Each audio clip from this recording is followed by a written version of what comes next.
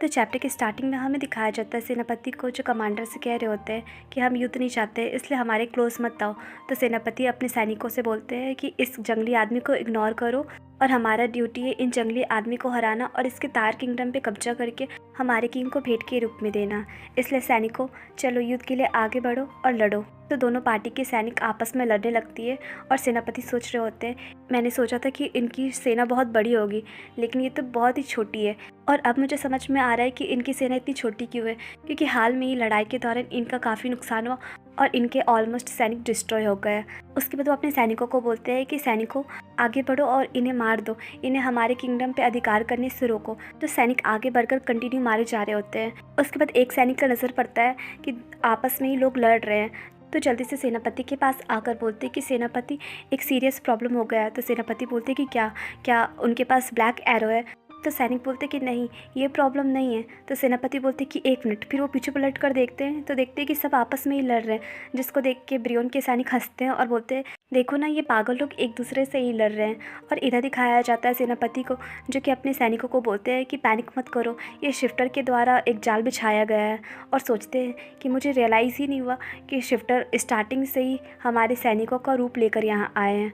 और ऐसे सोच ही रहे होते हैं, तभी वहाँ पे ड्रैगन के उच्च अधिकारी लोग आ जाते हैं और अपने साथ ब्लैक पाउडर लाते हैं और सारे सैनिकों में छिड़क देते हैं, जिसको देख के सेनापति सोचते हैं कि एक मिनट, यहाँ पे वाइट ड्रैगन ट्राइब और ब्लैक ड्रैगन ट्राइब कैसे आए। और ऐसे सोच ही रहे होते हैं, तभी एक अधिकारी उनके पास आकर बोलते हैं कि देखकर ऐसा लग रहा है जैसे हम सही टाइम पे आए हैं। तो दूसरा अधिकारी बोलता है कि हमने जब सुना कि शिफ्टर हम पे अटैक करने वाले हैं, तो हमारे पास जितना भी ब्लैक पाउडर था जो हमें गिरेल ने दिया था, हम वो ब्लैक पाउडर ले आए।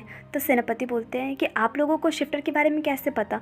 तो अधिकारी बोलते हैं कि हमारे महाराज ने बहुत पहले ही हमें वार्न कर दिया था। और उसके बाद पास्ट का सीन दिखाया जाता है, जिसमें हक्कन बोलते हैं कि शिफ्टर आराम से हमारे लोगों का रूप ले सकते हैं और ट्रांसफॉर्म हो सकते हैं, इवन हम जिनसे प्यार करते हैं उनका भी रूप ले सकते हैं, और ऐसे में उन्हें डिफीट करना बहुत मुश्किल हो जाएगा।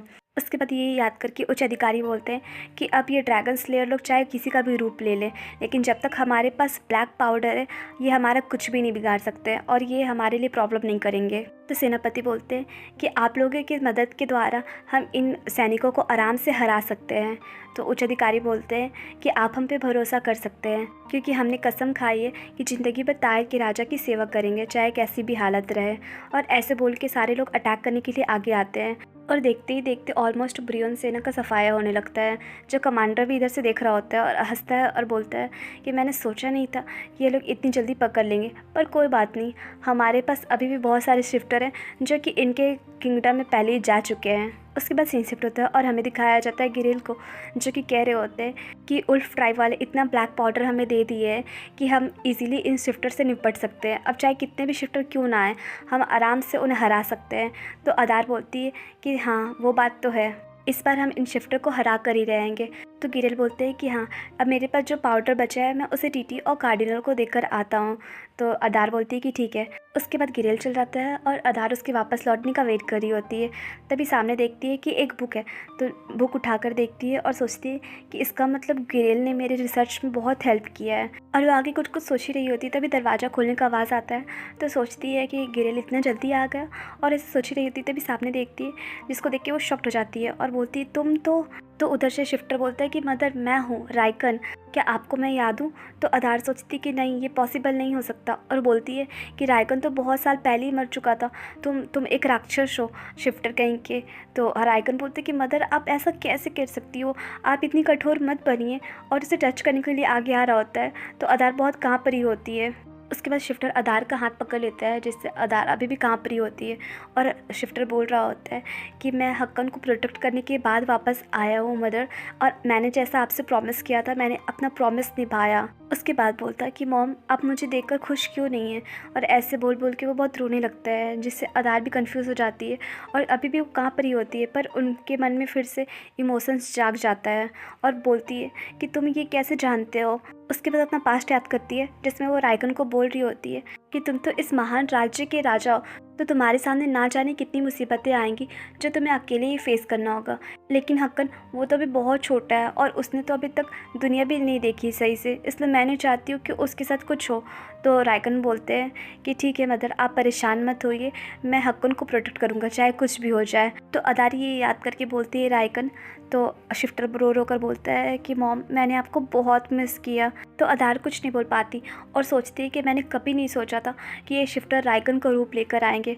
ऐसे में तो मैं इसे मार भी नहीं पाऊंगी क्योंकि मैं एक बार पहले ही रायकन को खो चुकी हूँ, तो मैं एक बार और नहीं खोना चाहती। और ऐसे सोच सोच के वो रो भी रही होती है और उसका हाथ काँप भी रहा होता है। उसके बाद बोलती है कि रायकन, मैंने सोचा था कि मैंने तुमसे जो रिक्वेस्ट किया था वो तुम्हारे लिए बहुत बर्डन होगा और मैं हमेशा से यही सोचती आ रही थी। तो उसी बीच शिफ्टर बोलता है कि मॉम आप कुछ भी मत बोलिए, मुझे बस आपको देखकर बहुत अच्छा लग रहा है। उसके बाद बोलता कि मॉम मैंने अपना प्रॉमिस निभाया और आपके पास वापस लौटा हूँ, तो प्लीज़ मॉम मुझे गले लगाइए। तो अदार काँप भी रही होती है पर वो अपनी इमोशंस में इतना बह जाती है कि वो अपने आप को कंट्रोल नहीं कर पाती और उसे हक करने के लिए आगे बढ़ती है। और इधर शिफ्टर बहुत खुश हो रहा होता है। तभी वहाँ पे गिरल पहुँच जाता है जो कि बोलता है कि लेडी अदार आपको वेट कराने के लिए सॉरी। तभी देखता है कि सामने शिफ्टर है जो रायकन का रूप लेकर आया है, जिसको देख के वो तुरंत उस शिफ्टर को पीछे ढकेलता है और लेडी अदार को वहाँ से बचाकर अपने पास ले आता है और बोलता है लेडी अदार प्लीज़ आप इनके झांसे में मत पड़िए, ये शिफ्टर है जो कि आपको फंसाने का कोशिश कर रहे हैं और आप एक बार हमारे महराज हक्कन के बारे में सोचिए। जिसके नाम सुनते ही अदार को होश आ जाता है और वो बोलती है कि हाँ हक्कन। उसके बाद वो शिफ्टर बोलता है कि शिट, बस थोड़ा सा और क्लोज रहती ना तो मैं इस बुढ़िया को मार ही देता। उसके बाद बोलता है कि ठीक है अब चाहे जो हो जाए मैं मार कर ही रहूँगा और वो मारने के लिए आगे आ ही रहा होता है। तो अदार जल्दी से अपना ब्लैक पाउडर निकालती है और उस पर छिड़क देती है, जिसके बाद उस राक्षस का असली रूप सामने आ जाता है। जिसको देख के गिरिल बोलता है कि मैंने कभी नहीं सोचा था कि तुम्हारा असली रूप इतना घिनौना होगा। और ऐसे बोलकर वो अपना चाकू निकाल कर उसके पेट पे वार करता है और उसे हमेशा हमेशा के लिए मार देता है। उसके बाद वो लेडी अदार को बोलता है कि अब ये भी प्लेस सेफ़ नहीं है, तो अब हमें कोई सेफ़ प्लेस में जाना चाहिए। तो अदार बोलती है कि हाँ तुम सही बोल रहे हो। उसके बाद गिरिल अदार को लेके बाहर निकल जाता है और अदार बाहर निकल कर बोलती है कि गिरिल मुझे माफ़ कर दो, मुझे पता था कि वो शिफ्टर है लेकिन मैं अपने इमोशंस को कंट्रोल नहीं कर पाई। तो गिरिल बोलते कि कोई बात नहीं, इसमें आपका कोई गलती नहीं है, अगर आपकी जगह पर मैं होता तो मैं भी यही करता, लेकिन आप इमोशंस में होने के बावजूद अपना ब्लैक पाउडर निकाल कर उसके ऊपर छिड़की और उसका ट्रू आइडेंटिटी एक्सपोज की, इसलिए अपने आप को ब्लेम मत कीजिए और मेरे साथ चलिए। तो अदारी ये सुन के खुश हो जाती है। उसके बाद सीन शिफ्ट होता है और हमें दिखाया जाता है कार्डिनल के साइड, जो कि महल के बाहर एक जादुई बैरियर बनाने का कोशिश कर रहे होते हैं ताकि शिफ्टर अंदर ना आए। जिसको देखती है टीटी और बोलती है कि माँ मईम हमारे पास बहुत सारा पाउडर है जो गिरेल ने हमें दिए हैं, तो हमें लगता है कि हम आराम से शिफ्टर को डिफीट कर सकते हैं। और महामहिम आप काफ़ी देर से वर्क कर रहे हैं तो प्लीज़ आप रोकिए और जाके थोड़ा रेस्ट कीजिए। उसके बाद बोलती है कि महामहिम आपने कुछ दिन पहले ही कहा था कि आप कुछ समय पहले ही बहुत सारा पावर का यूज़ कर चुके हैं, तो ऐसे में तो कार्डिनल कुछ नहीं बोलते। उसके बाद टीटी बेबी को देखती है जो कि बहुत खुश होती है और वो खुशी से कुछ कुछ अपना बोल रही होती है। तो बेबी को अपनी गोद में उठा लेती है और बोलती है कि बेबी तुम क्या देख रही हो, क्या तुम इस थैली को देख रही हो और क्या तुम ये जानना चाहती हो कि इसमें क्या है? तो ठीक है चलो मैं तुम्हें बताती हूँ। इसमें ब्लैक पाउडर है जो हमारी रक्षा करेगा और बेबी की तुम पकड़ लो, जब तक कि तुम्हारे पास रहेगा तब तक तुम सेफ़ रहोगी। तो ये सुन के बेबी पूरा एक्साइटेड हो जाती है और उससे वो थैली लेकर एंजॉय करने लगती है। और इधर दिखाया जाता है कार्डिनल को जो कि टीटी को बोल रहे होते हैं कि काम हो गया। तो टीटी बोलती है कि महामहिम आपके हार्डवर्क के लिए आपका बहुत बहुत शुक्रिया। वैसे महामहिम अब मुझे लगता है कि हमें रेस्ट करना चाहिए। तो कार्डिनल बोलते हैं कि ठीक है और मन में सोचते हैं कि अगर मेरे पास थोड़ा सा और होली पावर होता तो मैं एक अच्छा सा बैरियर क्रिएट कर देता, एक परफेक्ट बैरियर। और ऐसे सोच ही रहे होते हैं तभी अचानक से उसे किसी चीज़ का आवाज़ आता है। तो पीछे पलट कर देखते हैं और सोचते हैं कि कुछ हुआ है क्या। फिर वो टीटी को बोलते हैं कि टीटी तुम यहीं पे रहो, मैं तुरंत देख कर आता हूँ कि क्या बात है। तो टीटी बोलती है कि रुकिए महामहिम ये लीजिए, ये पोतली ले जाइए, ये आपकी हेल्प कर सकता है। तो कार्डिनल वो पोतली लेकर वहाँ से चले जाते हैं। उसके बाद सीन शिफ्ट होता है और हमें दिखाया जाता है शिफ्टर को जो कि लुसीना का रूप लेकर आई होती है और गार्ड लोग उसे पकड़ कर बोल रहे होते हैं कि इतनी जल्दी हमारी लेडी तो यहाँ आ ही नहीं सकती है, तुम ज़रूरी शिफ्टर होगी। और दूसरी मेड बोलती है कि सच सच बताओ तुम कौन हो।